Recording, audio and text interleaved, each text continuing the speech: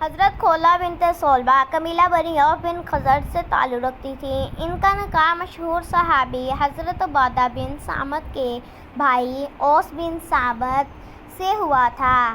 حضرت اوس بن صامت بوڑھے آدمی تھے۔ بڑھاپے کی وجہ سے مزاج میں تیزی آ گئی تھی اور طبیعت پر خشونت کا غلبہ آ گیا تھا۔ معمولی بات پر مشتعل ہو جاتے تھے اور قدم قدم پر تشدد پر اتر آتے تھے، یعنی چڑچڑاپن جو بڑھاپے کا خاصہ ہے ان پر ہوا تھا۔ ایک دفعہ بیوی سے ناراض ہوئے اور غصے سے مغلوب ہو کر زبان سے یہ لفظ نکال دیا، یعنی تم مجھ پر میری ماں کی طرح حرام ہو۔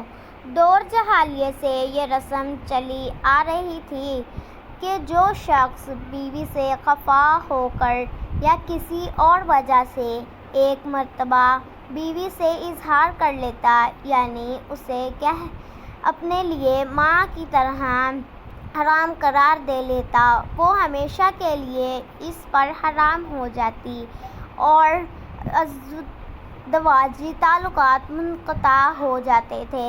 اب وہ نہ اس کی بیوی رہتی تھی اور نہ وہ اس کا شوہر۔ بڑھاپے اور کمزوری کا غصہ بھی بوڑھا اور کمزور ہوتا ہے۔ ذرا سا طبیعت میں سکون ہوا تو غصہ اتر گیا، خفگی کے اثار دور ہوئے تو بے حد نادم اور پریشان ہوئے۔ بیوی سے ہم کلام ہونا چاہا تو جواب ملا، اگرچہ آپ نے مجھے طلاق نہیں دی ہے، تاہم جب تک اللہ اور اس کے رسول کوئی حکم صادر نہ فرمائیں گے، میرے آپ کے باہمی طلاق حرام ہی ٹھہریں گے اور میں آپ سے کوئی راہ رسم نہیں رکھوں گی۔ اب معاملے کو سلجھانے کی صرف یہی ایک صورت تھی۔ صورت باقی ہے کہ آپ صلی اللہ علیہ وآلہ وسلم کی خدمت میں حاضر ہوں اور جو الفاظ زبان سے نکال چکے ہیں وہ ان کے بارے میں حضور صلی اللہ علیہ وآلہ وسلم سے فیصلے کی استدعا کریں۔ انہوں نے بیوی سے کہا، مجھے رسول اللہ صلی اللہ علیہ وآلہ وسلم کے پاس جاتے ہوئے اور ان کی خدمت میں کچھ عرض کرتے ہوئے شرم آتی ہے۔ میں حضور کے سامنے کس طرح جاؤں اور کیا کہوں؟ تم ہی جاؤ، ممکن ہے اللہ ہم پر نظر و کرم فرمائے اور اپنے رسول اکرم صلی اللہ علیہ وآلہ وسلم کی وساطت سے دوبارہ بحالی تعلقات کی کوئی صورت پیدا ہو جائے۔ چنانچہ خولہ رضی اللہ تعالی عنہا تیار ہوئی اور حضرت عائشہ رضی اللہ تعالی عنہا کے مکان پر حضور اکرم صلی اللہ علیہ وآلہ وسلم کی خدمت میں حاضر ہوئیں۔ آپ نے آنے کی وجہ دریافت کی تو بولی، اے اللہ کے رسول، آپ کو تو معلوم ہے اوس جو میرے شوہر ہیں اور میرے چچا زاد بھی ہیں، ان کی سخت مزاج طبیعت سے آپ بھی واقف ہیں۔ انہوں نے غصے کی حالت میں مجھے ایسی بات کہہ دی ہے جو میں حلیفہ بیان کرتی ہوں کہ طلاق نہیں ہے۔ انہوں نے مجھے انت علی کظہرامی کہا ہے۔ رسول اللہ صلی اللہ علیہ وآلہ وسلم نے فرمایا، اب تو تم اس پر حرام ہو۔ رسول اللہ کی زبان مبارک سے یہ الفاظ سن کر خولہ کو سخت صدمہ ہوا اور وہ بڑی لجاجت اور منت و سماجت کے انداز میں آپ صلی اللہ علیہ وآلہ وسلم سے اصرار کرتی رہیں کہ ان الفاظ میں طلاق نہیں کہا جا سکتا۔ جب دیکھا کہ رسول اکرم صلی اللہ علیہ وآلہ وسلم ان کے ہم نوا اور نوید نہیں تو وہ سخت مایوس ہوئی اور وہیں بیٹھے بیٹھے ہاتھ اٹھا کر اللہ تعالیٰ سے ان الفاظ میں دعا مانگی، اے اللہ، میں تیری بارگاہ میں حاضر ہو کر تجھ سے اپنی سب سے بڑی تکلیف اور اپنے شوہر اوس کے جدائی کی رنج و احساس کی شکایت کرتی ہوں۔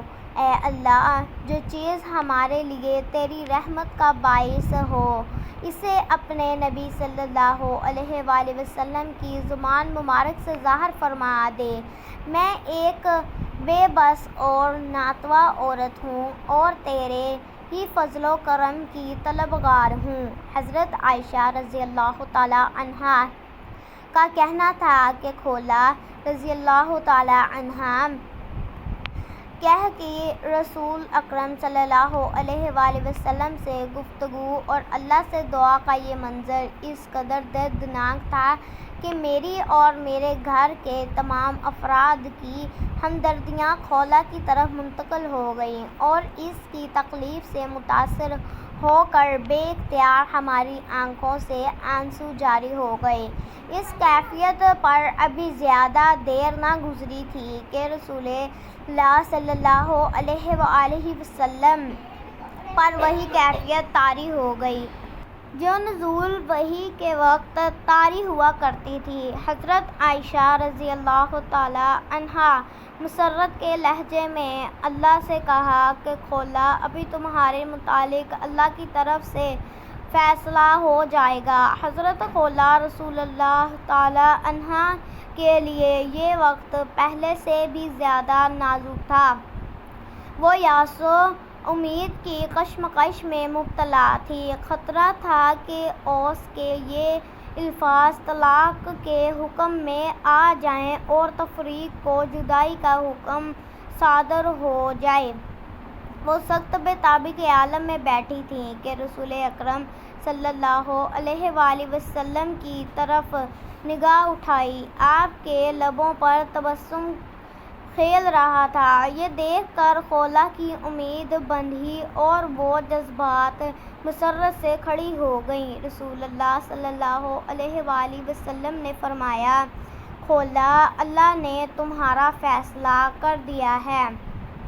پھر آپ نے یہ آیت پڑھی جو ابھی ابھی آپ صلی اللہ علیہ وآلہ وسلم پر اللہ کی طرف سے بذریعہ وحی نازل ہوئی تھی۔ اس کا مطلب یہ ہے کہ اللہ نے اس عورت کی بات سن لی جو آپ کے ساتھ اپنے شوہر کے بارے جھگڑ رہی تھی۔ چونکہ حضرت کھولا رضی اللہ تعالیٰ عنہا نے اپنے شوہر کے مسئلے پر رسول اللہ صلی اللہ علیہ وآلہ وسلم سے جھگڑا کیا تھا اور شوہر کے الفاظ کو طلاق سے تعبیر کرنے سے متعلق رسول اللہ صلی اللہ علیہ وآلہ وسلم سے اظہار اختلاف کیا تھا، اس لیے اس سورت کا نام مجادلہ اور اس کا آغاز بھی انہی الفاظ سے ہوا۔ اس سورہ مبارک کی روح سے حضرت کھولا رضی اللہ تعالیٰ عنہا کا یہ خطرہ دور ہو گیا کہ ان کے شوہر کے الفاظ طلاق کے مفہوم میں آتے ہیں۔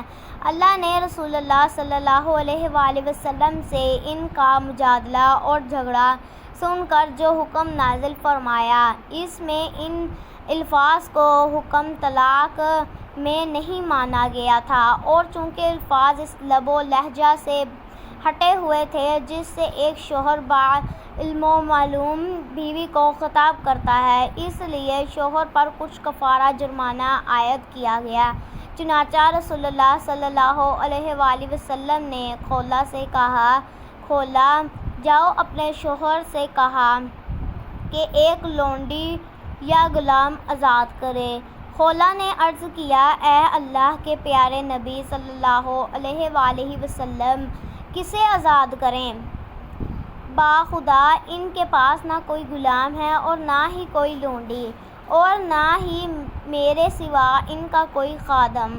رسول اللہ صلی اللہ علیہ وآلہ وسلم نے فرمایا، مسلسل 60 روزے رکھیں۔ کھولا نے عرض کیا، واللہ وہ اس کے طاقت نہیں رکھتے، وہ بہت ہی کمزور آدمی ہیں، دن میں تھوڑی تھوڑی مقدار میں کھاتے ہیں، نہ پیاس، ضعف جسم کے ساتھ ان کی بینائی بھی جواب دے رہی ہے۔